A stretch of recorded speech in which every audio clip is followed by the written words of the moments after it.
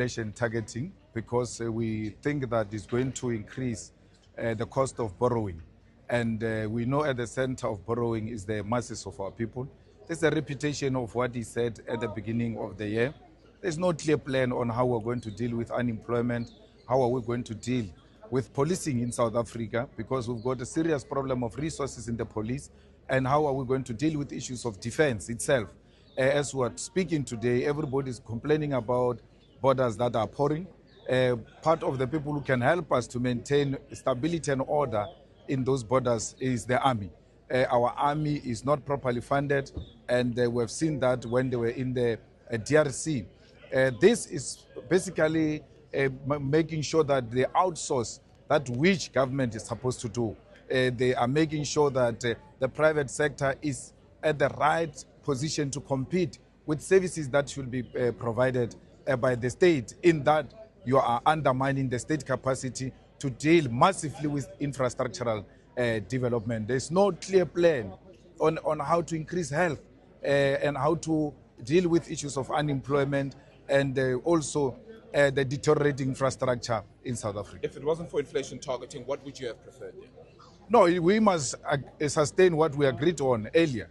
But because the governor of the Reserve Bank unilaterally just makes a decision, and we want to be dancing to the tune of the private sector and so-called foreign investment, we end up changing our inflation targeting because we want to impress the few. That's why the EFF says the Reserve Bank must be nationalized, because it takes decisions that are not based in the interest of the working class in South Africa.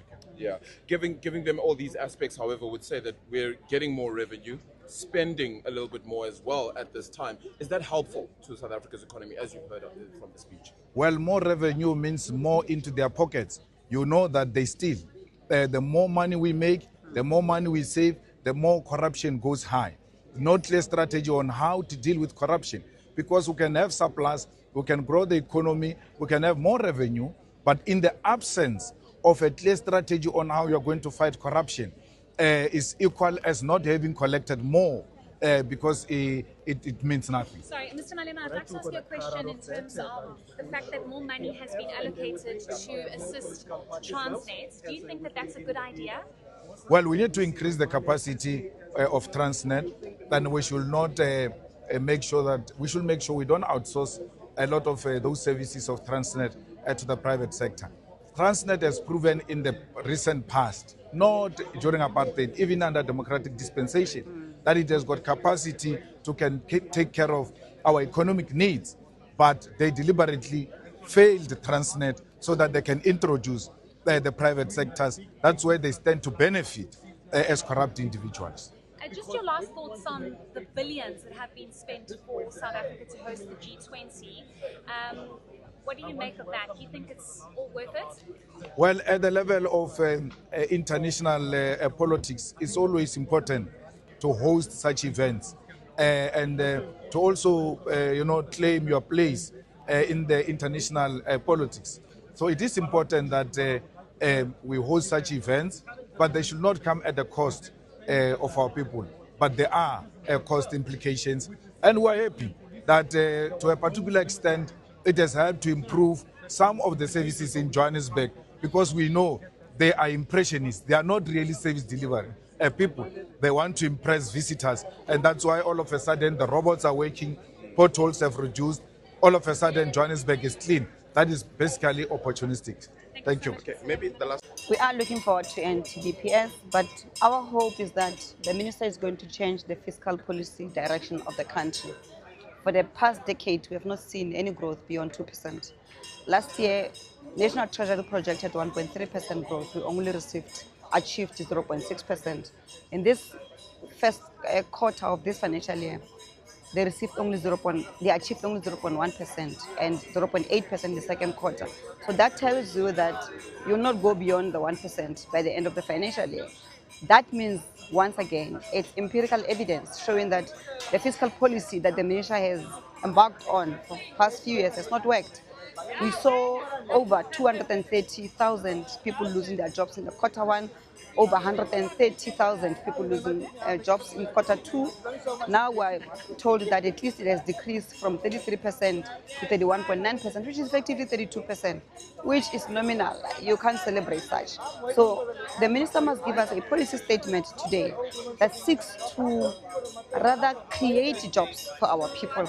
By the way, the minister has got four key strategic objectives that he needs to achieve as a Minister of Finance. One being that he needs to have a sound fiscal policy that sees the economic growth and social development. Number two, that fiscal policy should reduce poverty and inequality. Number three is that he needs to have a financial management plan that cuts across all government. We should not be seeing this corruption that is happening and this fruitful and wasteful expenditure. Number four, he needs to support infrastructure development in the country and state capacity. But this is the same minister who's pushing for Operation Vulindlela, which is essentially privatizing the state-owned entities. Now, once you privatize, you prioritize private profit over public service. We're going to find ourselves as government not being able to offer basic services to our people, and that's not what we want. As we speak, we are in a crisis as a country, so we need to come out of being a consuming country, because we are consumers in this country. We are not producing. We need the minister to come up with plans on how he's going to unlock infrastructure development in the country, how he is going to unlock manufacturing in the country, how he's going to get young men and women out at home to go and work and contribute to this economy, to grow the economy, so that ultimately there can be job opportunities for our people. For as long as he doesn't do that, you can be guaranteed that we're going to continue with this tragedy of job losses, inequalities, and poverty. I know he's going to irritate us and celebrate this coming off of the grey listing, but it will not mean anything if people at Itsoseng in the northwest, at Matatiele in the Eastern Cape, are still waking up and going to bed without any hope of ever finding a job.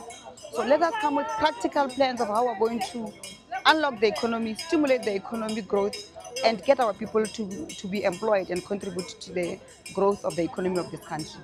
Thank you for your contribution, EFF MP talking to us about the call that opposition parties are making, solid fiscal consolidation. The bells are ringing.